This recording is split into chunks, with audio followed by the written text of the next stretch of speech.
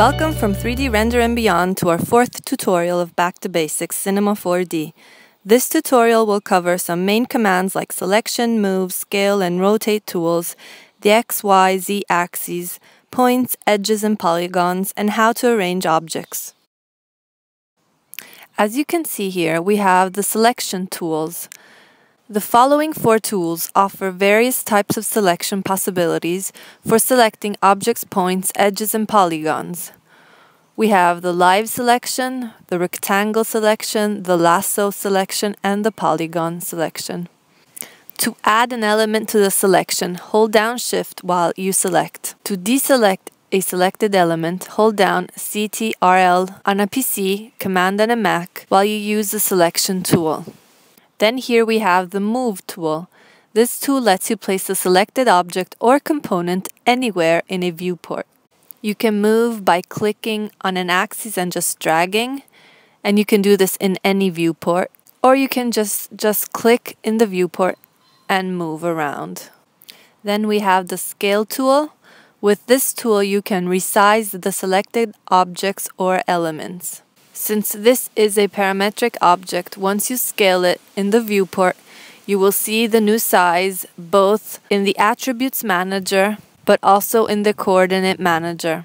If you make the parametric object editable, then once you scale it, you will only see the size difference in the Coordinate Manager. This is the Rotate tool. This tool rotates the selected objects or elements when you drag the mouse from an empty space within the viewport. You can change the values down in the Coordinate Manager. You can rotate in the top view and it will rotate around the y-axis, or you can rotate here in the right viewport, and as you can see you can always change in the Coordinate Manager. Then let's see the axes. Here we have the X, Y, and Z axes. Using these options, you can restrict movement, scaling, or rotation to specific axes. For example, to allow movement along the Y-axis only, enable Y-axis and disable X-axis and Z-axis. Now, when you drag with the Move tool selected, the movement will be along the Y-axis only. You can find the axes on every viewport, and this is very useful to understand how your objects are oriented. Here on the left we have both the model and object mode. Usually you leave it like this on the model mode unless you are animating and need to scale, move, or rotate an object. In that case you would change it to object mode. We have seen several examples where we used parametric objects and only modified the dimensions in the Attributes Manager. Now, if we want, for example, to move just a couple of points of this cube, we first need to make it editable, meaning we convert it to a polygonal object. Then, as a rule, always optimize after you convert it. We do this because parametric primitives can contain duplicate points after being converted to polygon objects. By optimizing, you eliminate these double elements. The appearance will be the same, but you will avoid problems with certain commands like extrude. You can find the optimizing command here. Then here on the left we have points, edges, and polygons. As soon as the tool is selected, all points of the object are represented by small squares. Selected points are highlighted in color. You can select points using the selection tools or by clicking the points one by one. To add points to the selection, Shift plus click the points.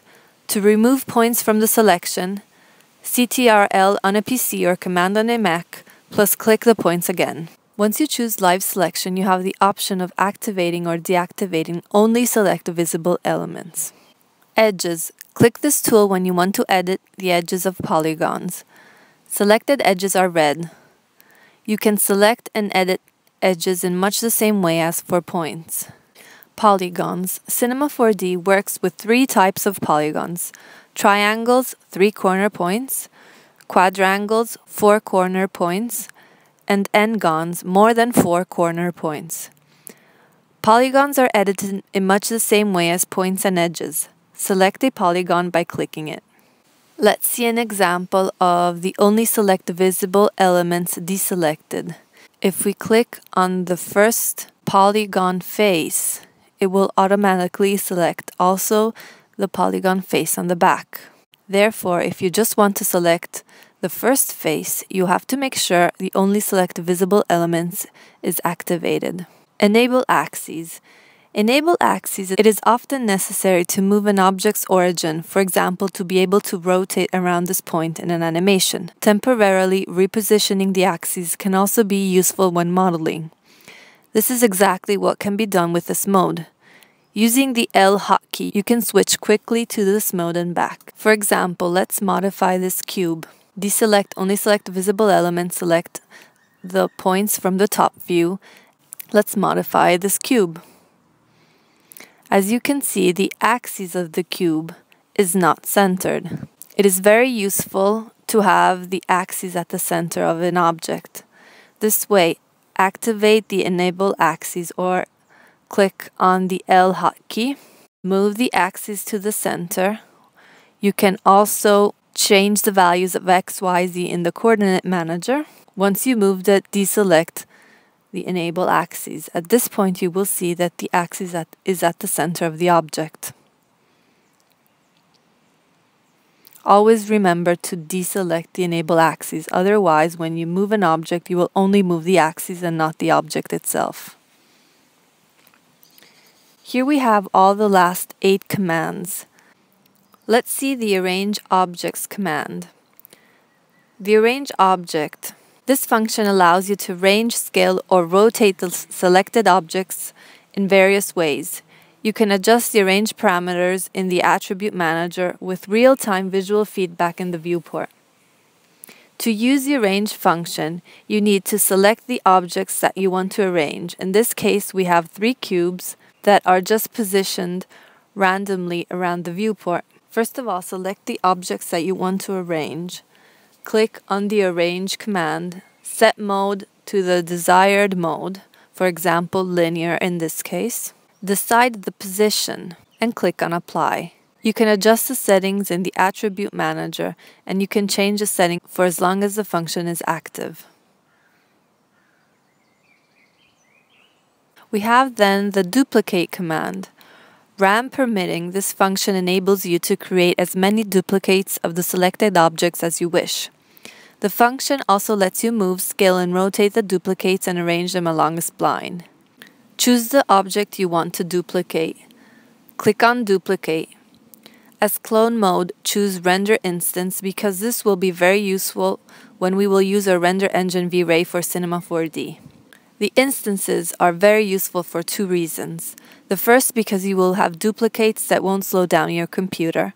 And second, if you modify the original object, all the duplicates will change automatically. Same thing as the previous command, you can change in the Attributes Manager the values and you will see them change directly in the viewport. To use the Transfer command, let's draw a cube and a cylinder. And let's move the cylinder in the back.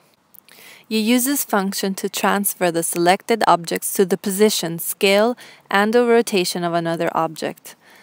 Select the object you want to modify. Select the Transfer command and click on the object in the viewport whose properties should be assumed. As long as you have not yet clicked, a white line will be displayed that will show which object will be selected when you press the mouse button. You can also drag the object into the Transfer To field. Thank you for following this tutorial. If you enjoyed, do check out tutorial number 5 that will cover the Mesh menu with its create tools like knife, edge cut, bevel, and more.